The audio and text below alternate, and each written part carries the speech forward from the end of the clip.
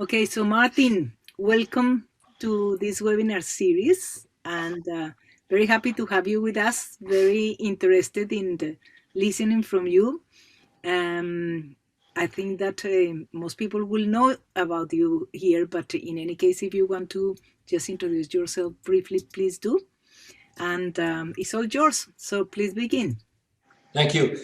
Just one question before I start about timing. I am prepared. Should I present my ideas for about 30 minutes or so, 45 minutes, and then we have discussion? Yes. Is that okay? Yes, perfect. We normally have a maximum of an hour and a half. So Yeah. take your time and leave enough time for a good conversation by the end. And as usual, anybody who wants to participate can send questions in the chat. If it's something very urgent that you want to interrupt, I don't know, Martin, if you like being interrupted, or would you prefer just to go and finish and then... You can interrupt directly if you like. Okay. Yes. So just hold your hands in with the little hands if you have something urgent to say, or put it in the chat, and then we'll open the conversation by the end, okay? Yes. Okay, so thank you, Martin. So please begin now. Yes, thank you. Just as a brief introduction, I spent actually my whole professional life on the question of the application of integration, first of all, and then the viable system model. So that I was basically doing for the last 25 years in different forms, in different organizations, in different companies. Operations room was also a topic once in a while. I started doing that as an employee of Management Center St. Gallen, Fredman Malik. I started an own enterprise within that group that was dealing with the integration, with the task of spreading integration around Europe. And I did quite a lot of viable system model applications projects for our clients in business and non-business industry. So what I want to do tonight is to demonstrate and explain my approach to the viable system model. I'm focusing on the viable system model tonight. So the question, what is it and how can we apply it? And where do I personally see the need for discussion and for application research, especially with many of you. I'm following actually quite many of you have seen the presentation by Michael Jackson recently when he was talking about the ontological questions and so on of the viable system model. And how I look at it is clearly from a first order cybernetics perspective. So cybernetics of observed systems and in a structuralism manner. So the question that I'm posing myself with my clients is how can we improve the structures within whom we are working in order to make our lives easier. So I would like to share my screen now. See whether that still works. You should see my presentation. I have some presentation slides I would like to walk you through. And you can have, of course, these slides then in the end after the presentation. So you don't need to take photographs if you're interested in something. You get all of that. Can I get a thumbs up if everybody see, if Angela, is that okay? Do you see my screen? Excellent. So the third dimension of organization is what I actually call the viable system model, and I would like to explain why. When I started using and working with the viable system model, that was about in the time around 1998, when I got also in contact with Stefan Peer himself. I got a tutoring by Stefan by himself. And then afterwards, I was trying to apply that in our customer projects. Being a consultancy organization, we had many clients in needs of organizational improvements. And my experience was that it was quite difficult always for managers to understand what a viable system model is. The reaction was mostly that they have seen the viable system model as an alternative and therefore also as a competition to existing organizational models. So the impression was, I got introduced to something that I'm using instead of my traditional approaches in how I organize the entity I'm responsible for, being business or non-business, whatever. Which is a bit problematic because if you're in competition with something and if they don't really need a big urge to change something, then it's not of interest anymore for these managers. And organization as a topic in general has just recently, let's say in the last 10 years, gained some interest in top management topics in Europe at least, and I think also in America. Or they see it as an academic exercise and therefore as something neglectable. They say, well, it's interesting, it's fantastic, but do I really need it? Not necessarily. So it's more from the academe, and therefore I spend some time reading something, but I'm not really applying that stuff in my organization. They have seen it quite often as something unnecessarily complicated. Why do I need it? Do I need to really care about this? It's because it takes time to learn the language, to understand the meanings and everything. So if they see this unnecessarily complicated, they put it aside as well. And the fourth point here is how I tried after thinking a long time how I should position the viable system model to these managers. I came up with a solution to say, well, it's a deep structure underlying the surface structure that is displayed by the organization charts. And that raised some interest because managers know that organizations do not work like they are drawn in the organization charts, but nevertheless, the understanding of what it really is still was missing somehow. So I asked myself, how can we reframe this perception in order to avoid misconceptions? And I personally believe that this is the biggest challenge for the dissemination of the viable system model worldwide, that it is misconceived. It's not understood what it actually really is. What I found very helpful in that regard was this model or this Metaphorum, or that we are leaving an area where the mechanical model has been the model of how we are organizing things to a biological model in the 21st century, the model of the organism.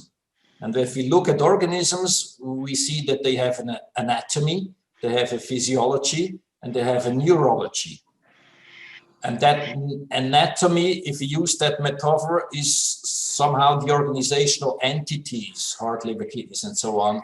The physiology is about the processes, digestion, breathing, and so on. And the neurology is about control and communication.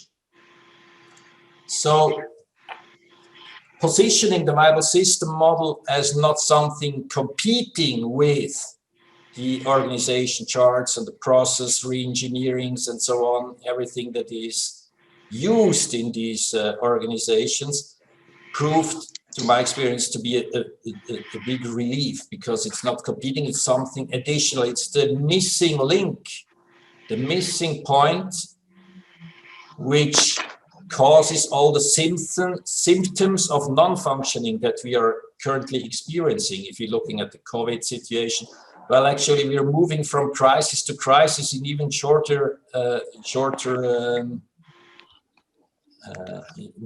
time. Yes, we have all 3 years. We have a big worldwide crisis. Meanwhile, so what is missing, and that's how I'm positioning it, is we are missing a third dimension of organization. That's about the neurology.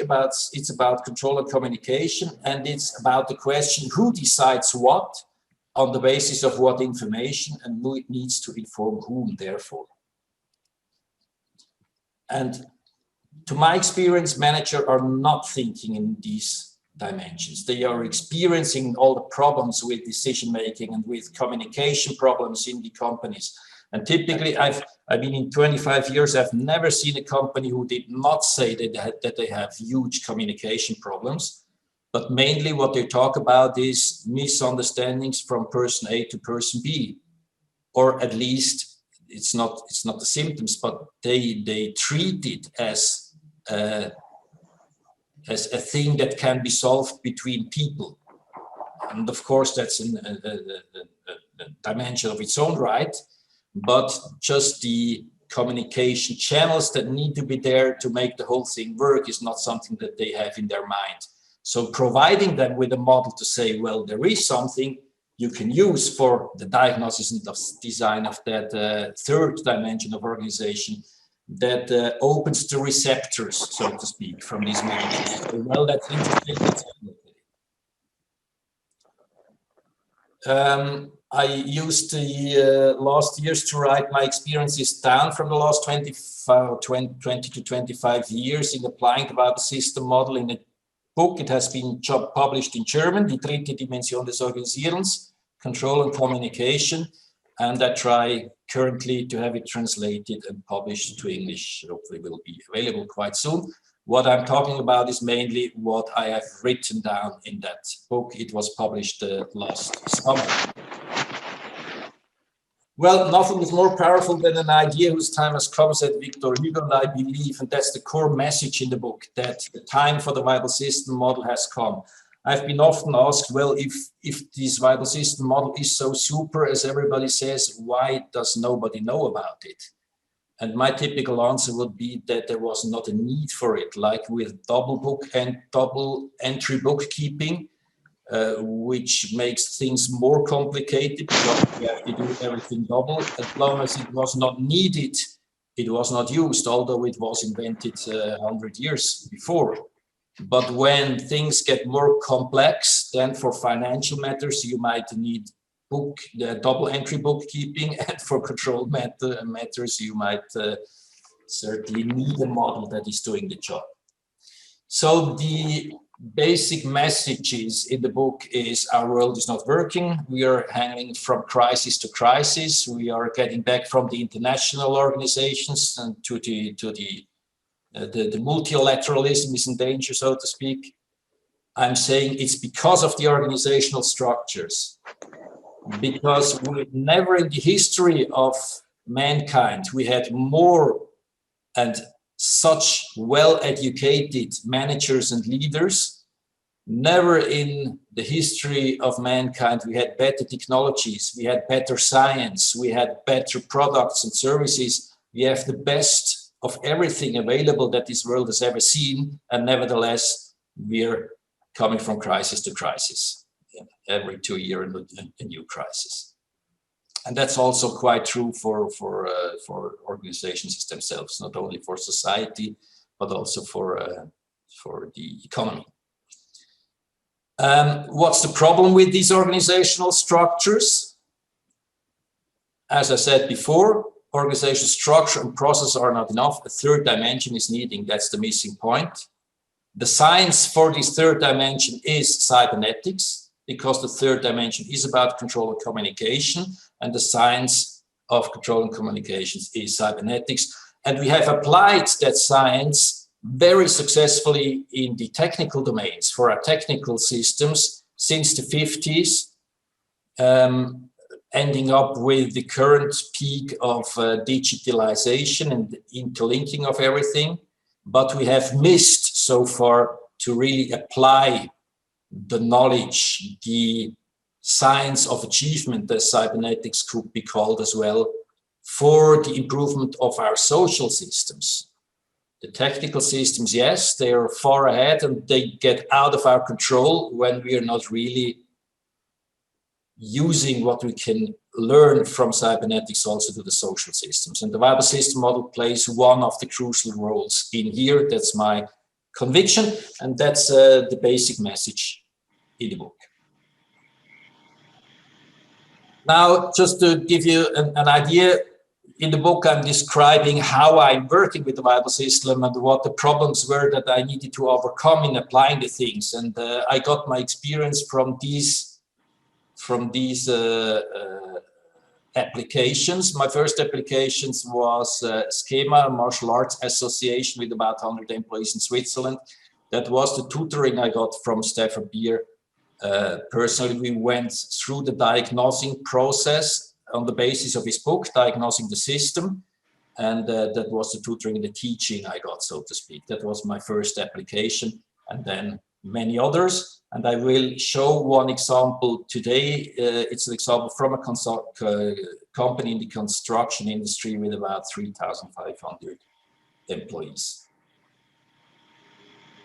Well, as I said, organization has 3 dimensions. We have firstly the dimension of structure, subject organizational units, the building blocks of the organizations. In the Metaphorum, we're talking about the anatomy. And for the diagnosis and design of structural questions, we actually have nothing if we're not using the viable system model for it. So the question about what distinguishes a good from a bad organizational structure, or when it can an organizational structure be seen as wrong or right, has been difficult to decide in the past. With the viable system model, we have something in our hands to do that. For the representation, we can use the organization charts, functional charts, job descriptions, everything okay. Processes, we're okay as well. We have the business processes, the interaction of the building blocks, the physiology, so to speak. We have business process reengineering, who became big in the 90s again. And we have a flow charts for the representation. For the third dimension of organization, the control and communication, we are talking about the control structure, decision-taking structures, the neurology. And here in the past, there was the missing link, what was missing. And here we talk about the viable system models as well, of course. Just a brief repetition. How am I using the viable system model in my projects? And this is just a very generic way to show it. It's difficult to talk about applications because every application is completely different from its other, given the subject of the application. Is it a business or is it non-business? Is it small or is it large? Which level of recursion are we talking about?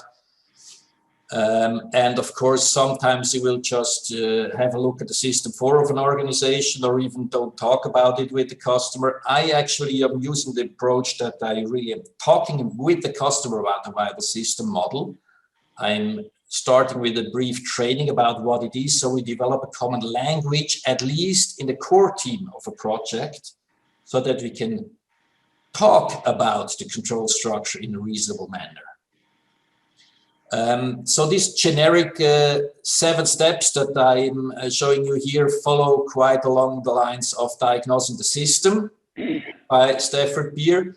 I'm not saying that these things have to be done like that, as Stafford never said himself, it has to be done like that. It's just a way to use it and a possibility, and in my experience, it's quite a useful and a very helpful way to use it.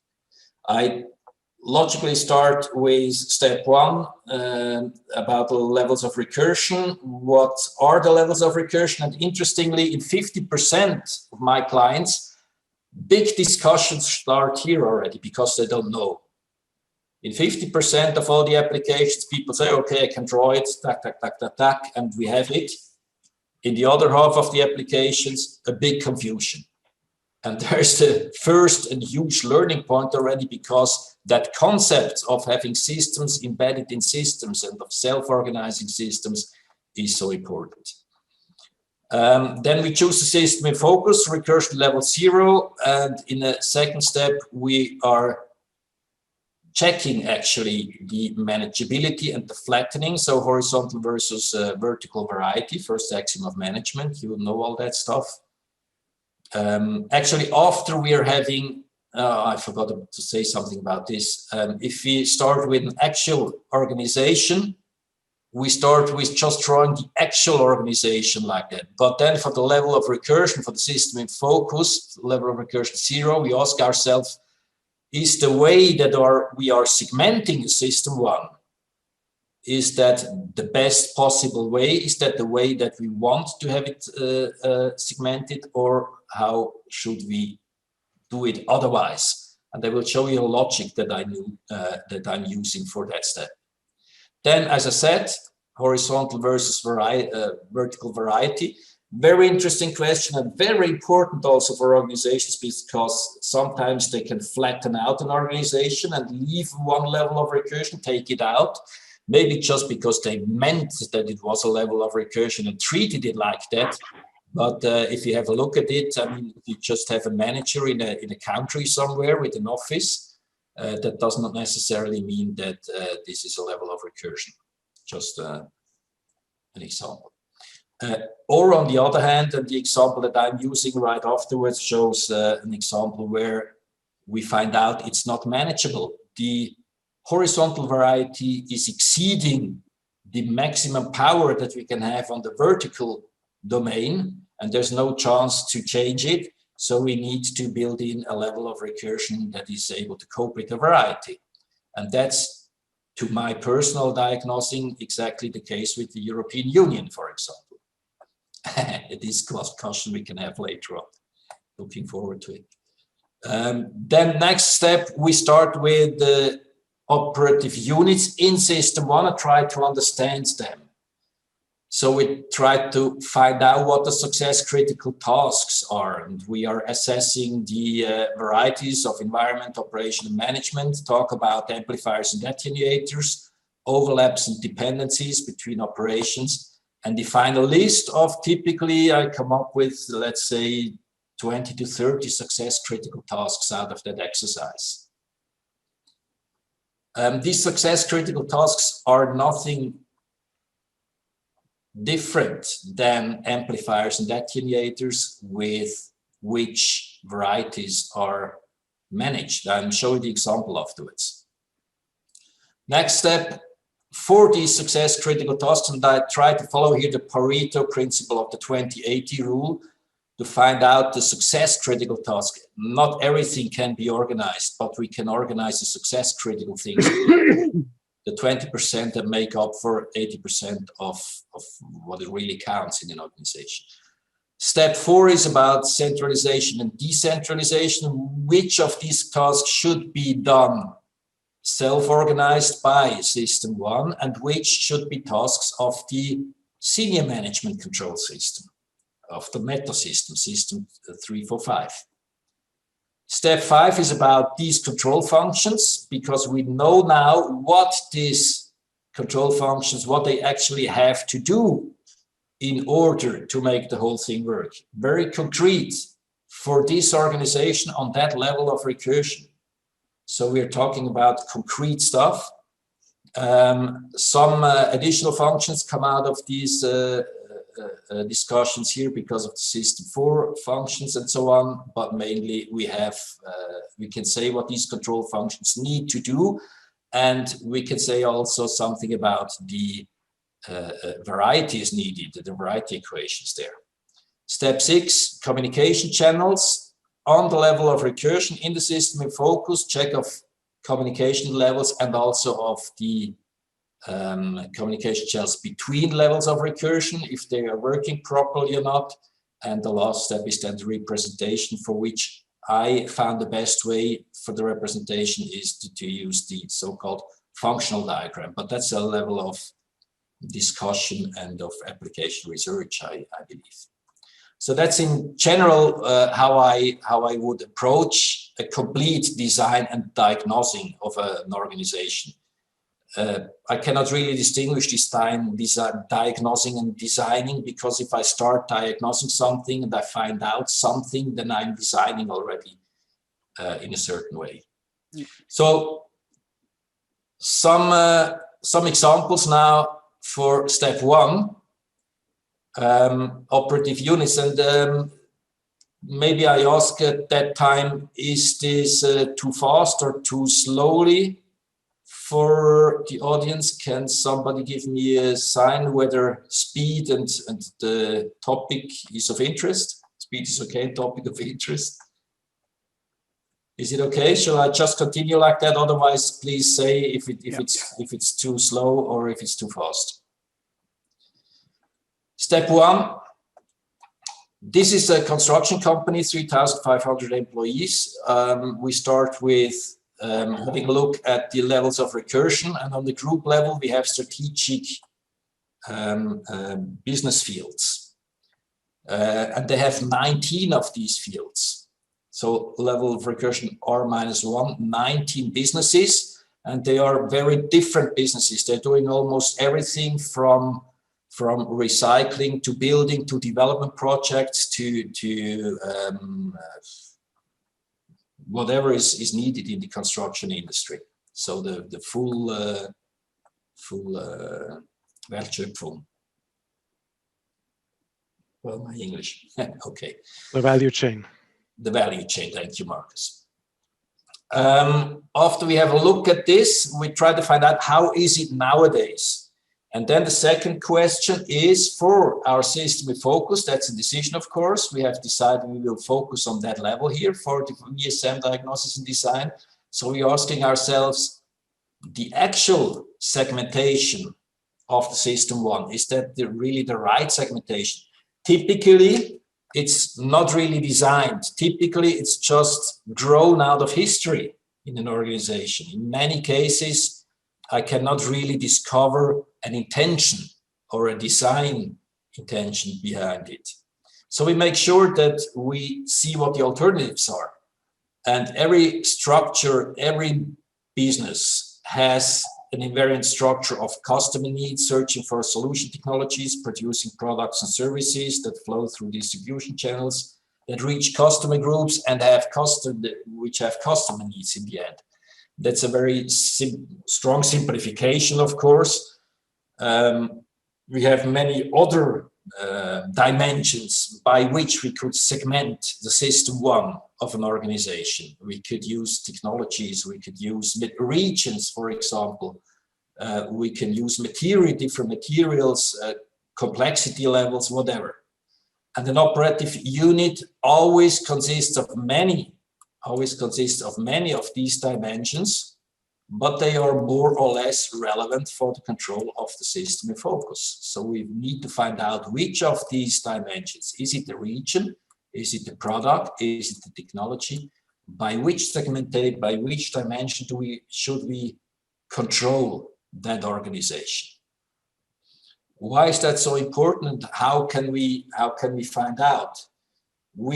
I'm typically searching for maybe 4 different possibilities for the segmentation. Let's say we have region, we have products, we have customer groups, and maybe something else.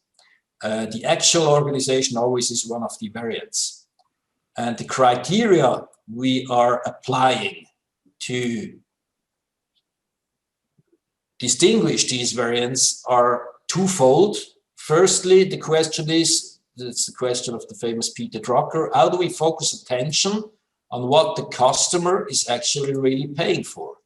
And if this is a non-business organization, we just need to translate the word customer into a service receiver or whatever you would call it. So that can be translated and adapted to whatever the needs is. But the meaning is, in a business organization, how do we focus attention on what the customer is actually really paying for? Ask yourself, if you're buying a car, then typically there's maybe 5 criteria which you have in your mind for your decision making. And the question number 2 is, how do we implement a strategy most effectively? So we try to find out what the key buying factors are for this system in focus, and we take the strategy and make sure we know what the fields of action are that our strategy foresees regarding these fields, regarding market position, innovation, productivity, attractiveness for good people, liquidity, cash flow, and in the end, the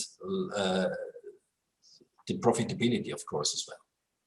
But only in the end of these factors. It's also a hierarchy of in that case, a hierarchy of criteria. And out of that, we get out the control dimension that should be dominant for the business. The example here, that's the construction company again. You remember recursion level 0 is the group level. We could segment it, and sorry for it's not translated, but you see the picture, into products, customer groups, customer problems, and what have you here, regions. And then we have the criteria, the key buying criteria. So one criteria is everything out of one hand, for example, the closeness, the trust, and so on. And then we have the strategic fields of action down here. And so for every criteria, it can say which segmentation helps us, green, or helps us not in that criterion. And in the end, we get a picture. And in that case, we see that regions, although that has been discussed in that organization for more than a year, after we're doing this exercise, 3 hours, it's clear that the regions would not be a good idea. In that case, it was clear that we stay with the actual segmentation in products and services. And now we find also out what this kind of segmentation is not really doing well, because these things must be controlled by the meta system then, systems 3, 4, 5. Everything that is green can be done by the operative units, system 1 by itself, because that's why we have that kind of segmentation. So that's my approach for the question of how do we design the system 1. Step 2, if we have the right design, and we can decide we leave it as it is, or we can decide we change something in the system 1, then we're talking about a reorganization. After that, we know what the system 1 is, how many system elements of system 1s we have, and exactly what they're doing. Now we can talk about the manageability and the flattening of that system. So we need to assess horizontal and versus vertical variety. From diagnosing the system, we know how to do that. In the vertical domain, we have the 6 channels of variety. And then the question is, what is the variety of system 1 regarding the first axiom of management? My approach to assess that variety of system 1 is to ask 3 questions. The question is, how many elements do I have? And if I take the European Union as an example, we have, I think, 26 now after the Brexit. 26 elements, that's a bit more than the typical direct reports that you're talking about. How different are they? Well, Poland is very different from Spain. They are very different. And how self-sufficient or how well can they manage themselves? Well, not very much. That would be my diagnosis. So my diagnosis of the variety of system 1 in the European Union would be it's huge, which is not a problem as long as the 6 channels in the vertical domain are strong enough. And that needs to be assessed. That's actually a question I would like to discuss, but because I'm interested in how you are practically working in assessing things like that. And not just to get you personal an idea about it, but also to be able to have a discussion with a team of, let's say, 5 people. I'm coming back to that in the end. In our example, we found out that managing these 19, sorry, I'm going back here, these 19 entities on one level of recursion, first axiom of management is not fulfilled here. The horizontal variety is huge. 19 entities, they are very different from each other, and many of them are not really self-sufficient. They need to be cared of. Señora.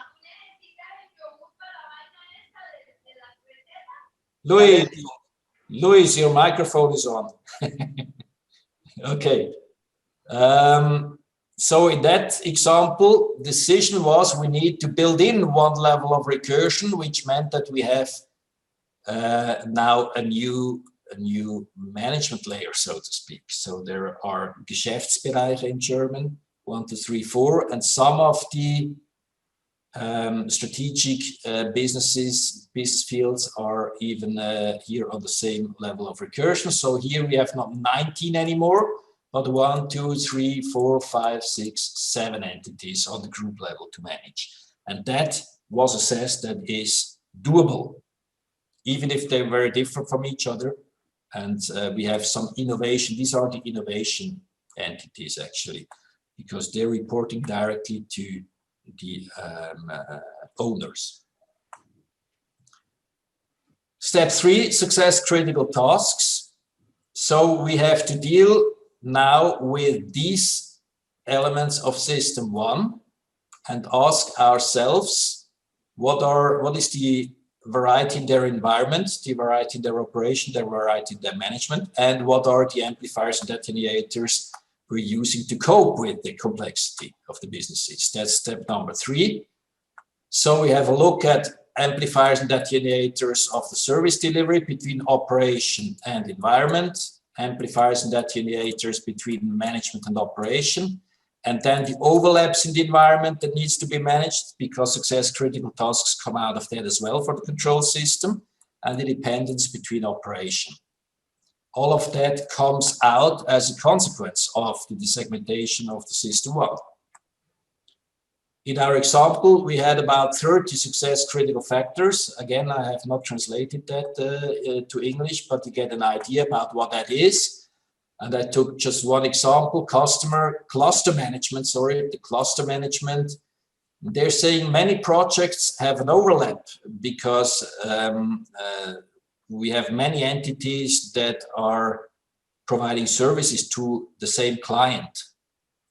And therefore, we have some clusters. These clusters are areas where we have a lot of overlaps, these kinds of overlaps, and therefore we must manage them somehow. So that's one of the success critical control tasks. And then the question arises, what of these control tasks should be done by the operative units themselves and what should be done by the meta system? So what is actually, and that's what we want to find out, what do we need to organize in the control system for? Because everything that is done decentralized, we don't need to care of. That's the black box for us. What I'm using as a decision tree for the distribution of discretion per task to make it concrete is these questions. Can we afford decentralization, which means that the system 1 is taking care for it? If we cannot afford it, then we must not discuss the rest of the questions. Then we need to do it by the meta system, or central in a way. If we can afford it, does it have an influence on key buying criteria? Because it has to do with the viability of the operative units. Everything that has an influence on what the customer really pays for is of most strategic importance, therefore should be the competence of these operative units. If yes, the things should be decentralized and black box for us. If no, can we gain the relevant synergies? If yes, we will centralize it. If no, we still make it decentral, because according to the subsidiarity principle, we want to have as much of the tasks and decisions taken there where the relevant information is. In our example, level 0, system focus, the group level, R-1 and R-2. Here we have the success critical task. The example was cluster management. We have defined what we mean by cluster management. And we can say what level of recursion is what contributing what to that task. So that in the end, we can see what our meta system that we need to design needs concretely to do. So we can design our system 2, 3, 4, and 5 on the basis of concrete tasks. That's step number 5. Therefore, we need to know now something about the anatomy above system 1 here after system 1. That's another way to display an organization chart actually. So what you have a look at is an organization chart more or less now, but with a little bit more information than the typical organization chart, because we are, for example, distinguishing an organizational entity that takes care for system 4 issues and one for system 3 issues. So we need to find out what organizational entities do we have so that we can say who is doing what in the end. And saying who is doing what is actually in the end not a very difficult task with that functional diagram that I'm going to show in a minute. I made the experience that having a segmentation on the highest level according to the viable system model, where we have people responsible clearly for system 4 tasks and people responsible for system 3 tasks. And I'm talking about a large organization where it's not the same persons, where we have different responsibilities, is as meaningful as any other kind of work distribution amongst the top management here. The typical one would be a functional one, that we have one of the board members responsible for production, one for development, and one for, let's say, IT or technology or something. That has advantages, but the disadvantage typically is that the system 4 tasks are difficult to organize. So having an organization which actually has that work distribution on the top management regarding to system 5, 4, and 3 tasks is quite helpful, I found out. Communication channels, the next step, assessing the communication channels. I'm not saying much to this at the moment. I think that's also an interesting field of application research. How can we better assess the communication channels, including agedonic signal and so on? And the last step is the representation. I have these yellow marks here. I need to change that. No, I can't do that. Sorry. Now I can do it. So that's that functional diagram. Here again, we have our success critical tasks, differentiated now in coordination, system 3, system 4, system 5, about 20 to 30 tasks. And here we have, on the level of recursion 0, we have the organizational entities. And in the middle, we can say what entity is doing or is responsible for what in these control functions. Who or what entity is responsible for what per control task. So in the end, we are saying something about the process in that direction. Who is responsible, who has to be included, who has to be informed, who has to do it, who has to make sure it's done, and so on and so on. And in the other direction, we have something like the job descriptions for the different entities or the persons. Now, to sum up what I am interested in discussing with all of you experts on the viable system model is some questions that I'm asking myself mainly. How do we operationalize the measuring of complexity? It's, of course, we cannot often write numbers to it. There's more to, how did Stefan put it? There's more to measurement and numeration, something like that. We can judge complexities, but if you're working in a group of 5 people, how can you have a discussion, a meaningful discussion about the measuring of complexity and a productive discussion as well?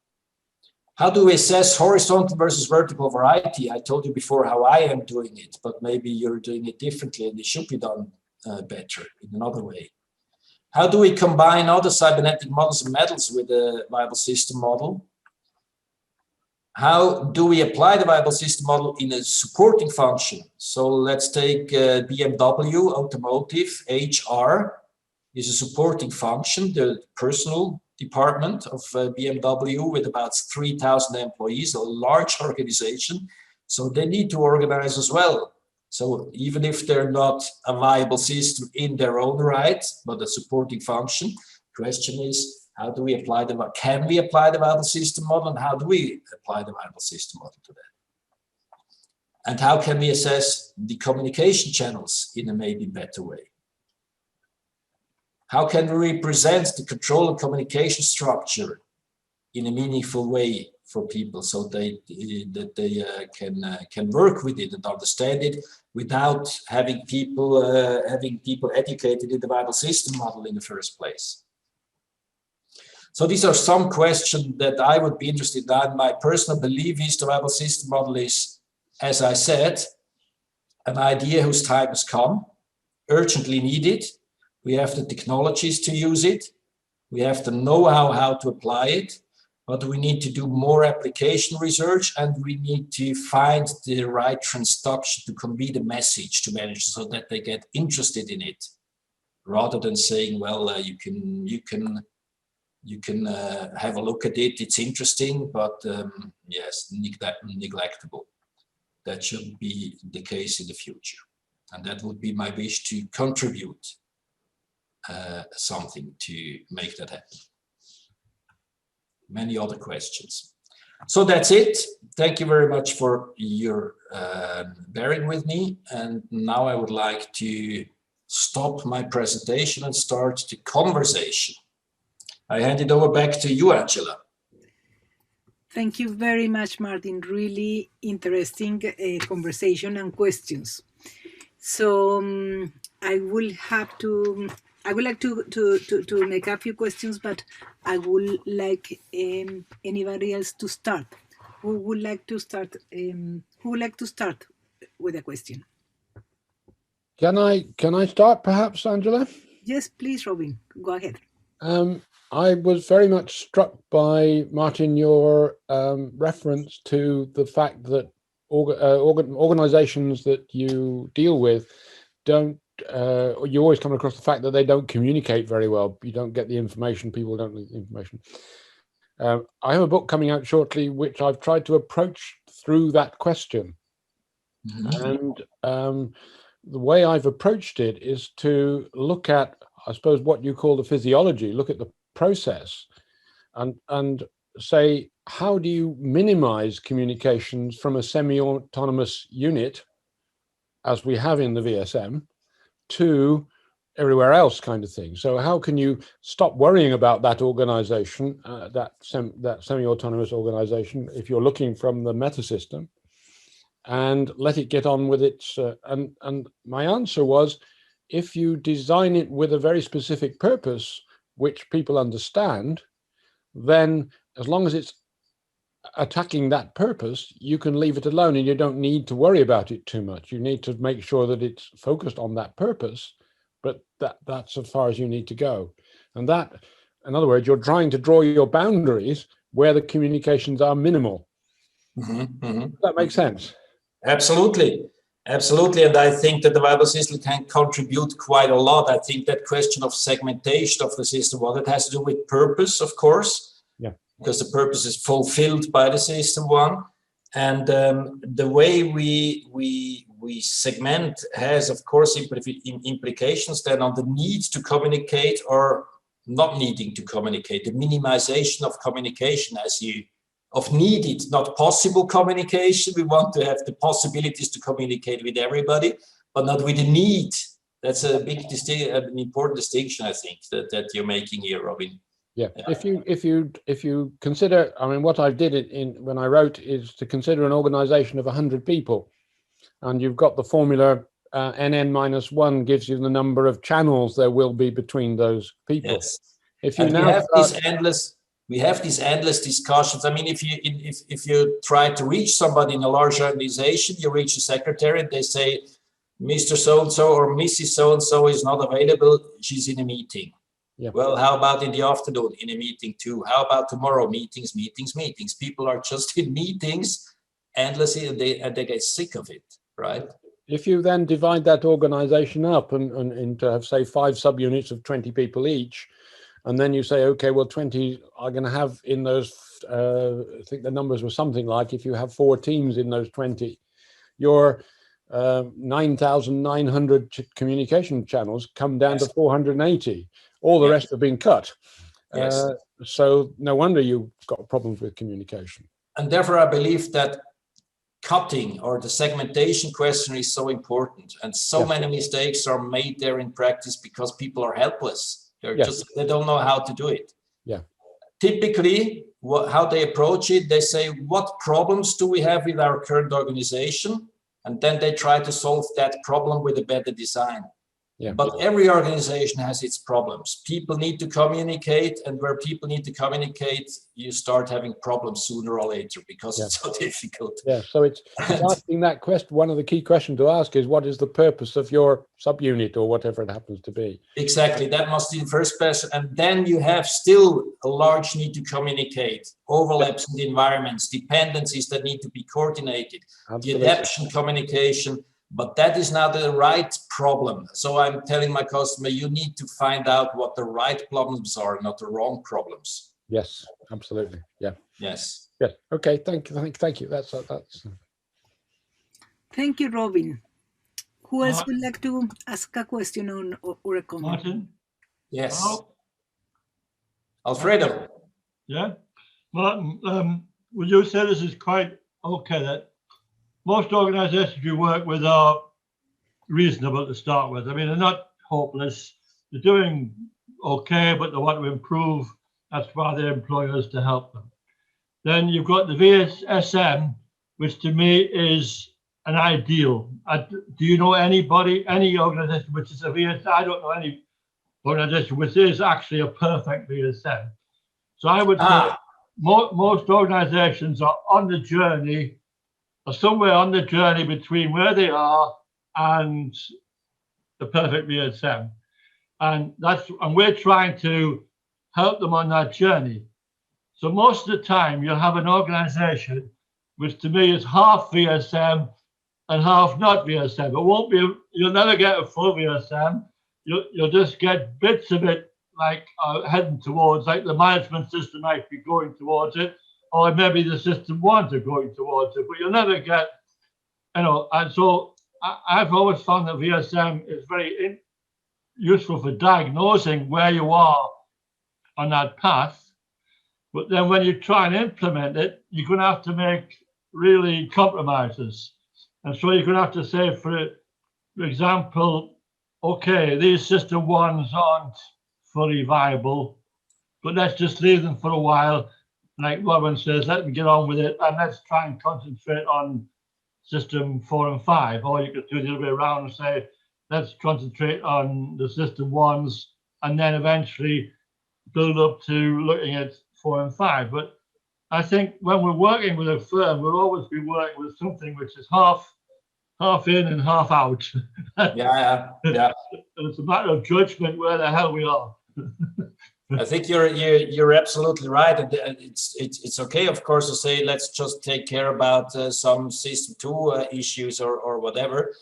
But to answer your first question about maybe more than 100 applications or diagnosing of different organizations, I found one single organization that after diagnosing we said everything is perfect. Wow! I found one.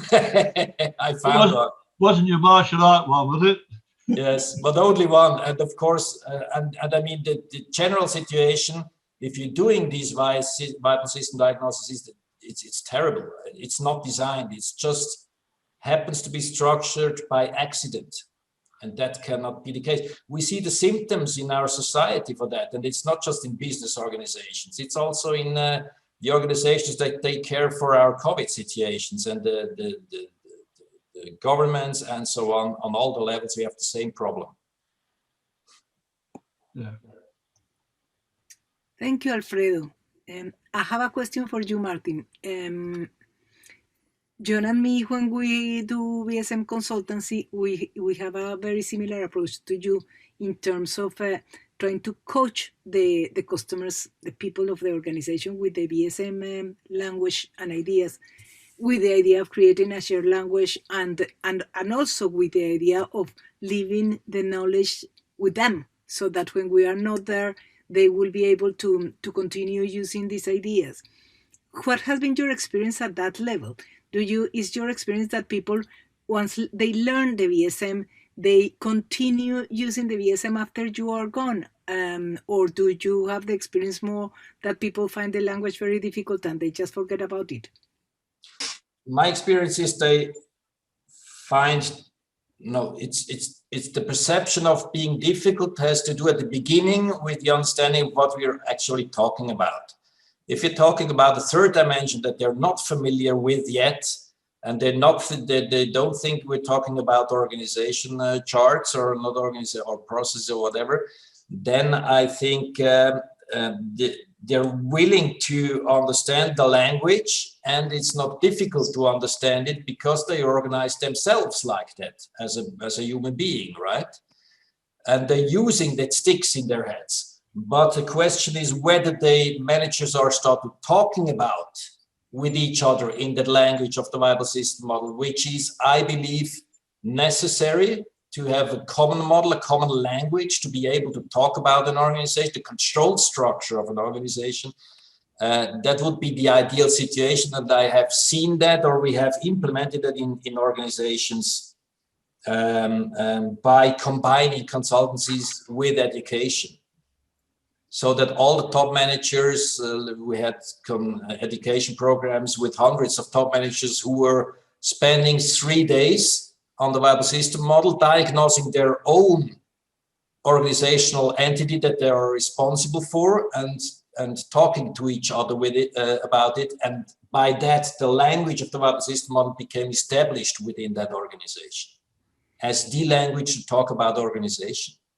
Yeah, thank you very much. That's exactly where I wanted to go, because I've reached the same conclusion that in a way, the best combination is when you can really educate properly managers and people, so that people embed these distinctions in the way of talking about the organizations, and then they don't need you. I mean, they don't need you permanently there, because they can continue the learning process together as an organization after you are gone. Yeah, absolutely. And just a comment on that, Martin, that recently the jobs we've been doing, we found it a lot easier to get the ideas over. And I think it might be that we're finally starting to understand them after several decades of working with them. Yes, yes. Nowadays, it's not, we don't find it too difficult to get the core essence of the viable system model over in a couple of introductory talks. And if you can do that, and if you can talk to people right the way through the organization. We've just done this fairly large job in Romania with a big school with several thousand kids. Well, there's 8 separate schools. Yes. And they're just saying this is just so valuable, because that's how they talk all the time now. All their discussions are in viable system terms. And it's so powerful once you can do that. Mm-hmm. Mark wanted to say something, I think. Yeah, hi, Martin. Really nice talk, impressive. I have a question, and it has 2 parts, but it's actually the same question. So let me state the 2 aspects of it. Have you ever had the privilege or the opportunity to use your knowledge of the VSM to help form a new company, from nothing? And the other aspect of the question is, have you had any experience or any thoughts about using the VSM to manage a network that isn't organized hierarchically, but is actually a robust living network already, but could benefit from awareness of these functions and homeostats? So that, and you can see, I hope, that they're really the same question. Yes. Thank you, Mark. Yes, the first application, as I said, which I did with the tutoring, with the help of Stafford himself, was on that martial arts association, which is just a combination of about 30 entities who are just privately held little enterprises, schools, local schools, and they just said, we want to work together. So there's no legal, no hierarchical, no anything that is binding to them, which is a challenge in its own right. But then you're really talking about control structures that they see as a need to make the whole more than the sum of its parts, right? And the other question about the application on an organization that is just starting up, yes, but my experience is that's not very difficult to organize. You don't need the viable system model there. As long as you have, let's say, 10 employees, 30 employees or something, it's not so difficult to organize it, because everybody can talk with everybody and everybody's knowing what is going on in the whole enterprise. But from there on, my experience is, let's say, about 50 people If you have more than that, then you really start to need a language and a structure to organize things. And there the system model starts to be helpful. And yes, we applied it, of course, in our own organization, who grow from the beginning when I was starting from about 50 employees to 300 employees. Yes. Okay, thank you very much. Welcome. Thank you, Martin. We have 3 people wanting to comment, Hugh and Jens and then Marcus. Hugh, hi, Hugh. Hi there. Thank you for the talk, Martin. I enjoyed that.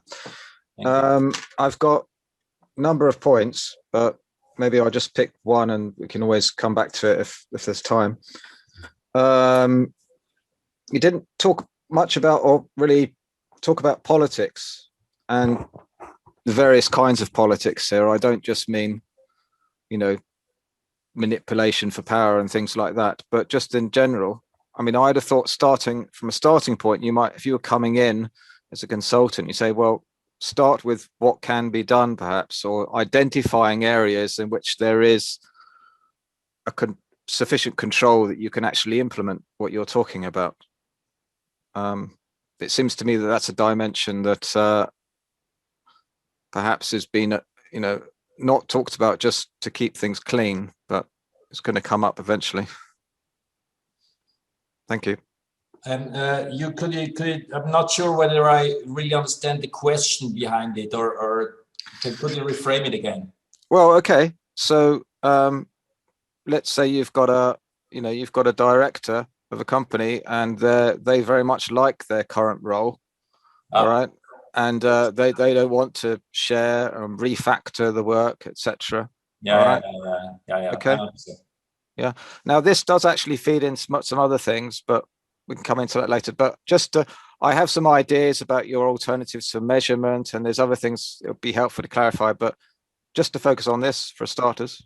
Yes. Typically, if you're getting into a project, the sponsor of the project wants to change something. Otherwise, he wouldn't ask for help.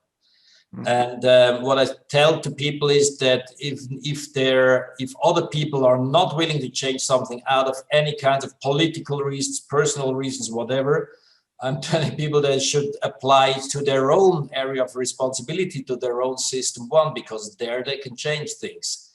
If you have a boss who is just somebody who has his own agenda and doesn't want to change the organization, then you can't maybe do anything about it, except for maybe using that language to convince him that his life is getting easier if you have a functioning control structure for his own purpose. But yes, I mean, it's a model that is helpful for the people who want to apply it. If you have people who don't want to apply it, then you can't do anything. Mm-hmm. What I think, and that relates a little bit to that issue that you're raising, is the question of people in general.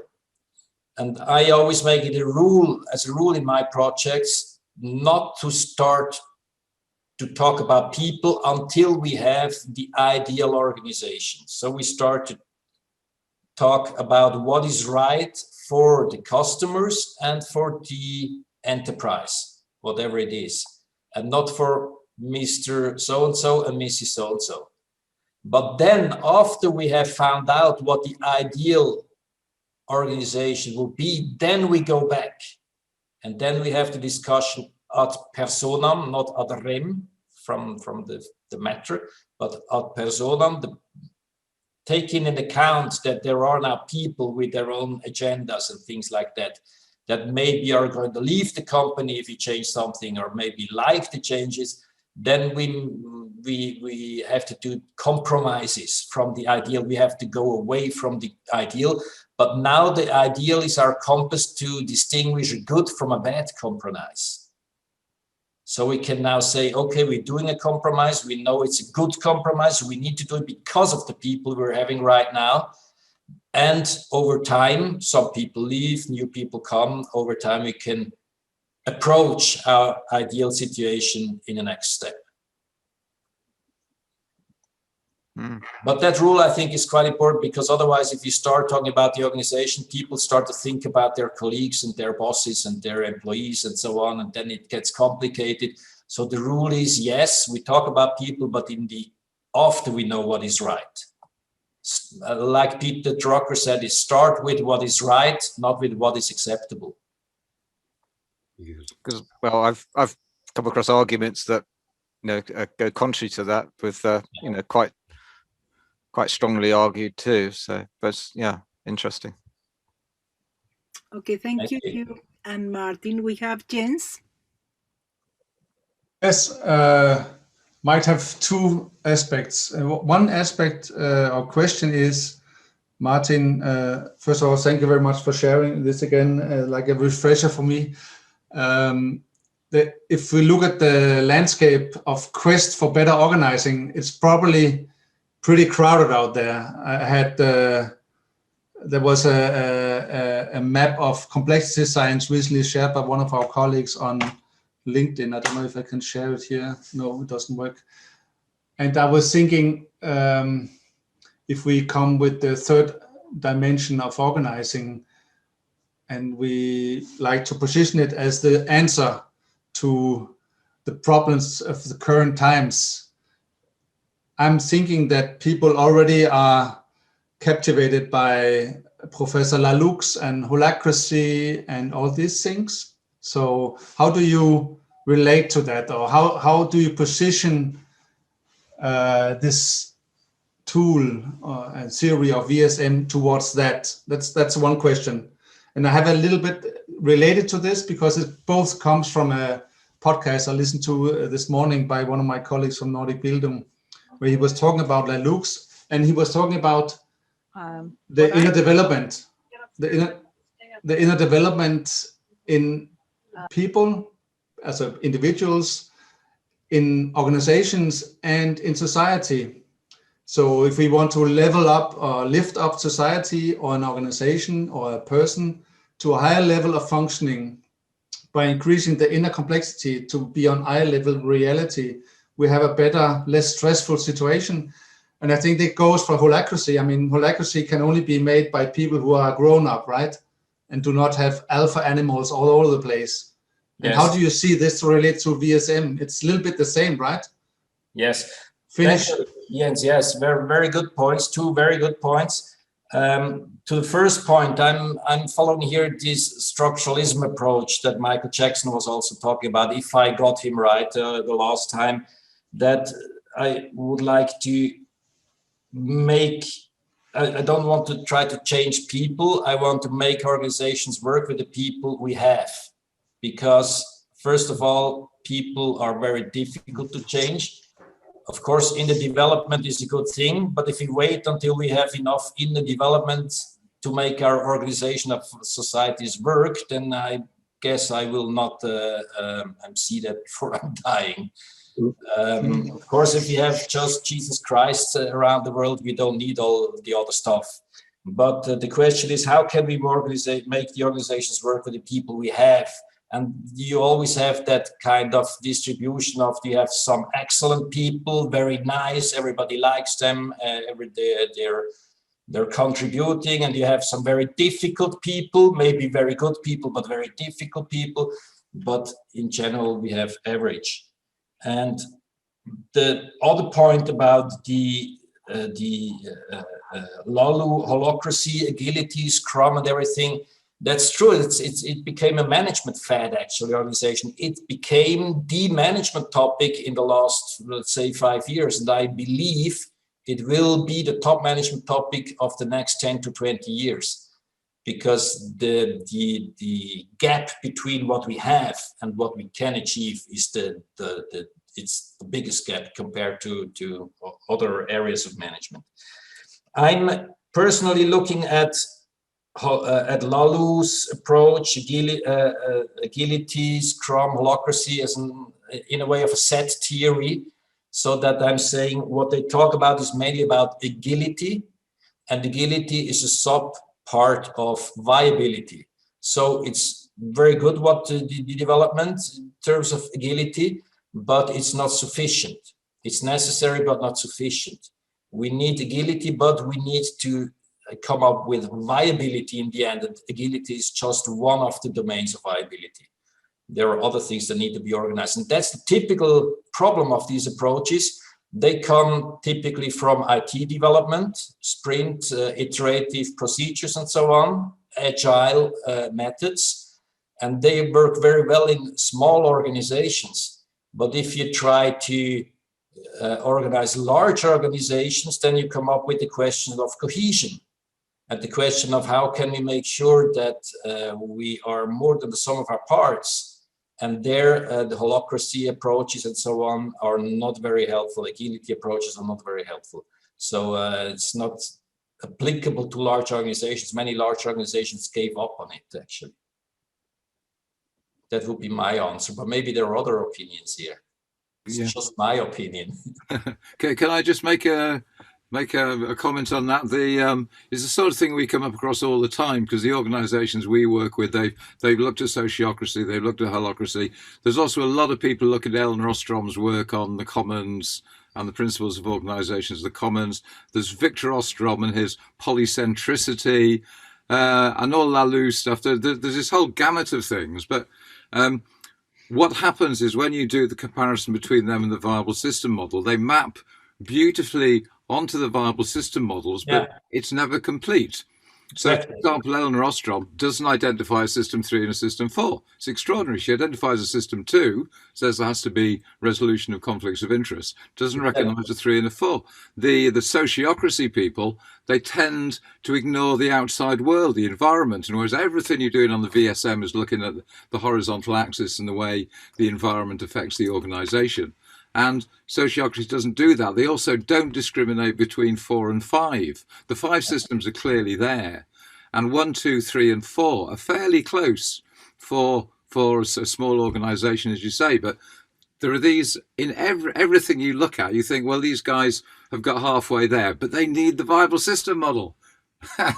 So isn't it interesting? Everybody is looking for new solutions because everybody gets fed up with their matrix organizations and everything because they see it's not working. We haven't solved the problem.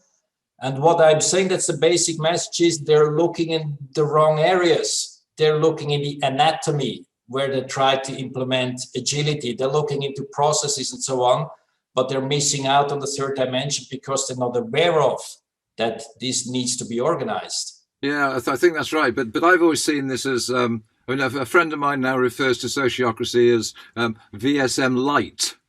Well, I'm not sure whether I would subscribe to that. Well, I think it's a nice foot in the door, you know. Somebody's using sociocracy and they're having. We've been doing some work with some people in Sweden who have been using sociocracy and finding it doesn't do everything they want it to. And that's a very nice introduction, because a lot of the basic philosophy is fairly clear about maximizing autonomy and giving people as much freedom as you can. Of course, there's lots of. Sorry, excuse me. No, that's it. I finished. There's lots of overlaps and lots of intentions that go into the same direction. I believe. Interestingly, I find the question about the organization without the boss, the non-hierarchical organization, quite an interesting topic, because many people see the viable system model as a non-hierarchical model, which absolutely I would deny. It's a hierarchical model, but hierarchy comes from the relevance of information and not from status and power. Absolutely. It's a non-authoritarian model. Exactly. So positioning the viable system model also in that regard and make it clear that we need some forms of hierarchy, but the question is, how do we structure our organization so that hierarchy does not end up with authoritarian, bossy, and so on things? I mean, that's a question of design. But hierarchy that comes from the relevance of information is necessary for functioning systems. And I'm very often astonished that the VSM practitioners talk about the viable system model as non-hierarchical. I don't understand that argument. Well, I think it's in the terms of hierarchy and power, because literally hierarchy is priest power. I think it's trying to get away from this authoritarian model. Yes.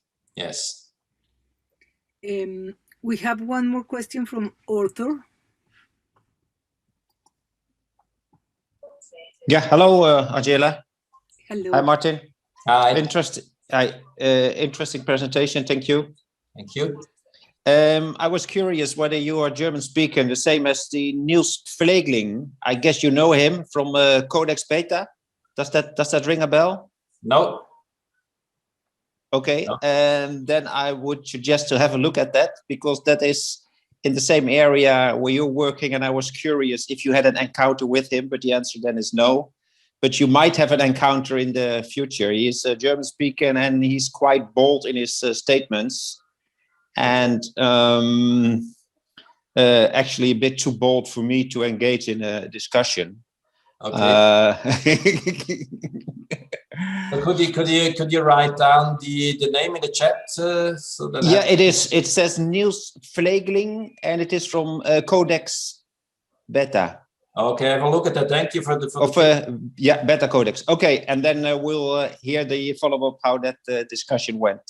Yeah. But okay, thank you for that, and it was useful for my PhD thesis, where I'm using the viable system to model KLM, the airline. So okay. Thank you for some tips. Nice. Thank you very much. Thank you. Bye bye. Bye bye. Thank you, Arthur. We don't have more questions in the chat. I don't know if anyone else would like to ask final questions. Okay, Jose?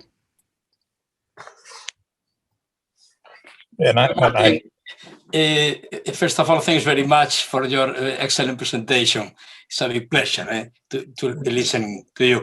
And also, I thank you because it is so necessary to have a feedback from the practical, from the real world. This is why all this information that you provided is fantastic, because it's an example of how this has been applied in many companies. The question I would make is a continuation of the question of Angela, and is Angela asked what happens, how you could transfer this knowledge to the people within the company, etc., so they could continue the work after you left the company. So since now a lot of years did pass already since you did some of those applications, the question would be, what happened next? What is the experience today after many years, in some cases? It was a success, the mind change that you try to embed when you started the project, trying to explain them the language, the fundamentals, etc. What happened next? So all that information was enthusiasm of the initial days, the initial months, or and then fade out and disappear through the years, or there was a success and this approach was accepted, assumed, embedded, and transmitted to new people within the organizations. So this would be the question. If the thing lasted and there was a success in transforming the organization. Yes. Thanks very much. Yes, thank you, Jose. I try to remind real cases now that I can use as an answer to your points. I think the best results have been done when we really were applying the viable system model together under my or others people's guidance to their own operational unit, and they came to the conclusion that they need to change this and this and this and this, and they did it afterwards. So I have examples of very successful transformations of management teams who applied together with me, who did a diagnosis and then a design of their organization. And the consequence there is that years later, the model still sticks in their mind. And if they have new questions, they start to talk to each other in the language, but meanwhile they have forgotten typically. So they call me again, which isn't a bad thing, of course. No, but what I want to say is, of course, we need managers who have applied the model, and I think that application is extremely important for learning. I remember Stafford, when I wanted to learn the viable system model for him, his condition was, bring me a case where we can apply it and then swallow the pillow. That was his condition.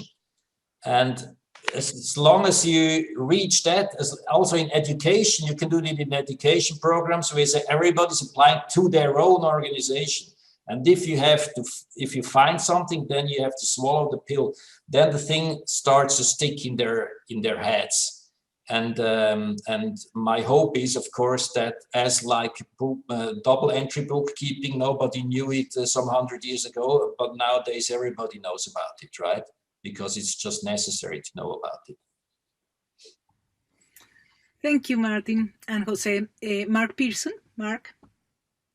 And this, Martin, this is for you, but also for anyone else. And you'll see it's not unrelated to my prior question, because some people on this call know the puzzle I'm trying to work on in a real neighborhood is how can neighborhoods become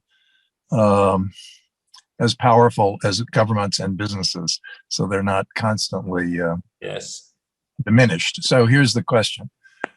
And John mentioned it earlier, but I'm talking quite literally, not abstractly. When you think about polycentric governance, as Ostrom and her friends did,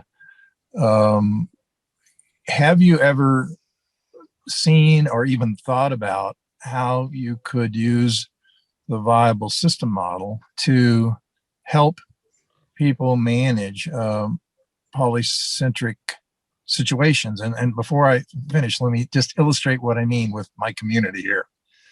So they have relationships, often fraught relationships, with agents of municipalities. It's actually a rural community that's unincorporated with 5,000 people, and with the county. I mean, some good relationships, but they're not what they ought to be, because the power and the decision making is not distributed, to match the variety. I mean, the community often knows a lot more than the county. And then there are a bunch of quasi-governmental agencies, water districts and stuff like that. And so I'll quit talking, because I'm sure you understand my question.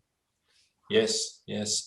And my answer is no, that's not the basic experience I have. I did many integrations in context as you described it, but not using the viable system model. But I know that Angela, for example, I think you have done work like that with communities and things like that. Maybe you can answer that question better.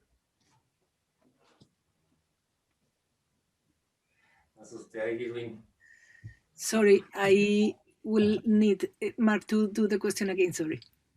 Yeah, we can talk on Monday or something. But the question is maybe a little more mildly: is do you have experience, or can you share how you would approach using the VSM and disintegration as a tool? I have no problem with that to get toward VSM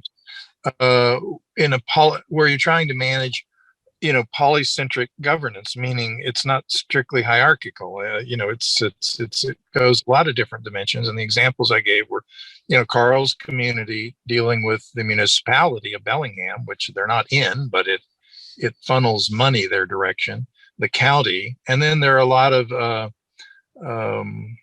quasi-governmental organizations like water districts and that kind of stuff. And the reason I'm asking is because it seems to me, talking with these people, that they often have needed variety that's not available to the decision makers. Okay, yeah, well, the way that I will do it, I haven't done that in real life, but I have thought about it.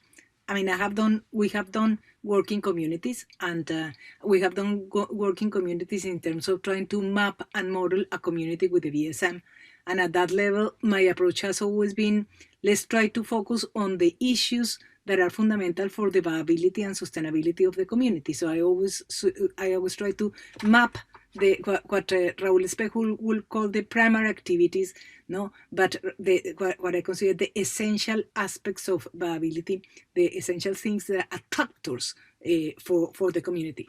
And once you map who are the ones that are capable of producing these services or products that are fundamental for the viability of the community, then you can start clustering those entities, organizations, groups, and so on that are related to this basic systems one. No?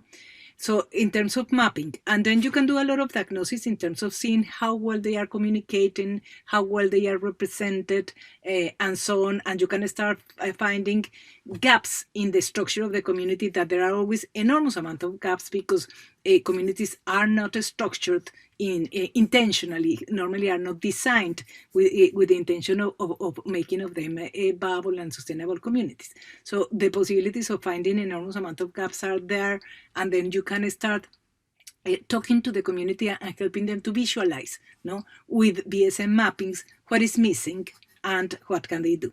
So that in terms of BSM, I'll take you to you later, Marcus. Just let me finish. Sure, and, that's helpful. That's always. And just to finish about the way I will use this integration, we have here Stuart Ampleby, and Stuart and me wrote a paper many years ago in the Social Conversations, in which we try to put like an approach on how could you do BSM and teams integrity at the level of the community to do some kind of planning, community planning, yeah. And at that level, the idea that we were suggesting is if you can allocate some representatives from the systems one from the community and create as integration in which you will invite people to envision a viable and sustainable future for that community. Yeah, with representatives, I mean, the BSM will be very useful to map the community and to find out who are representing primary services, who are representing metasystemic services, and then you can structure this as a composition for this integration. And in this integration, you can discuss with them, the main visions, the main aspects in which they should agree to start developing their own initiatives in a very self-organized way. So broadly speaking, that will be the answer. That's very helpful, actually. You'll have to remind me. And if that paper is still relevant, I'm sure it is, can you send it to me? Yeah, well, definitely, yes. Thank you. We have the final question from Marcus. Well, it's a comment from my side rather than a question, because I think polycentric governance, so the term polycentricity, is very close to be to describe the anatomy of a viable system. And I think there is an interesting aspect in there with this metaphor Martin uses, this nervous system, which I think is, on the one hand, it's a very talking metaphor. But one reason also why a lot of people don't see the need to have a third dimension is that if you draw this body you had on one of the slides, the human nervous system is somehow quite congruent with the anatomy of the body. So people, and I mean, customer of mine, they ask me this question, so why do we need an extra system? I mean, we have our arm or our business unit, and it's inherently, I also have some nerves in there. So why do I need an extra thing? And I think what we spoke earlier about these network systems, this is where it really gets interesting, because there the anatomy and the nervous system are not congruent at all anymore. You really need to take your anatomy, which is somehow completely fuzzy, and then you need to find out how that maps to a VISM, to a viable system model. And the viable system model, as far as I understood, is not polycentric. This is how the viable system model is, with the recursion levels and system 3, 4, 5. And there you get also the most use out of it. Thank you. Yeah, let me just say this before we go on. So I worked in hospitals for 20 years. And so this is the example I would give to question your comment that, about whether they're not polycentric. So a hospital mainly day to day, is a part of the community it's in. It has all kinds of relationships with the entities in the community. But it's also a part of, state hospital association. Also, actually, quite a part of state government, and they spend a lot of money on lobbying. And then it's actually part of a whole bunch of other things. And what I see about viable human beings is we switch roles and contexts seamlessly, sometimes many, many, many times a day without any effort. And those are viable relationships that could each and every one be mapped against the viable system model because they are actually alive. And so when we go and we're getting paid to help some big company when they're in a crisis, of course, they're going to work on a fairly narrow set of threatening or opportunities, but they're actually much bigger than that. And for neighborhoods, they don't have a purpose other than having a good life for the people who live there. And so they are parts of lots of other, they look a lot more like a human being who's shifting roles and perspectives many times a day than a company which has a stated goal and a stated set of customers. So this thing we're chatting about, I feel like we could talk more about it because it seems like there's wisdom and interest in the group, even though it's not typically the way you get paid for consulting with a viable system skill set.